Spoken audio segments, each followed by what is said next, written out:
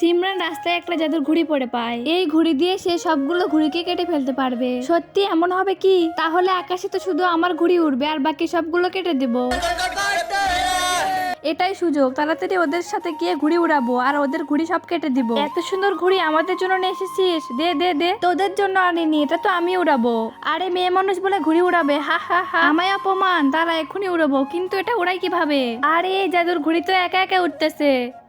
আরে উড়াতে তো পেরেছে, কিন্তু কাটবে কিভাবে? দেখ কিভাবে এর ঘুড়ি কেটে দি। এখন দেখ আমার জাদুর পতাকার কামাল। এ কি, আমার পতাকা তো কেটে গেল। কেটে দিয়েছি, এই নে আবার উড়া। আমার ঘুড়ি তো কেউ কাটতে পারবে না। সিমরান, তুই যখন এত সুন্দর ঘুড়ি উড়াতে পারিস, তাহলে সামনে থাকা ওই ছেলের ঘুড়িটা কেটে দে প্লিজ। ও আমাদের অনেক ঘুড়ি কেটে দিয়েছে। ওকে তো আমি বুঝাইতেছি, তোরা শুধু দেখতে থাক। তার আগে যে এই সুন্দর ছবিটা দেখে ভিডিওতে লাইক দিয়ে চ্যানেলটিকে সাবস্ক্রাইব করে দিবে। তার বাবা মা যেন অনেক বছর বেঁচে থাকে এবং তার সকল ইচ্ছে যেন পূরণ হয়। সবাই কমেন্টে বলি আমিন। আমার ঘুড়ি তো কেটে গেল। কেটে দিয়েছি। আমার জাদুর ঘুড়ি কিভাবে কাটলো? সিমরান, এটা কি করলি? আরে ভাই, এই ঘুড়িটা তো আটকে গিয়েছিল, তারপরে আমি টেপ মেরেছিলাম।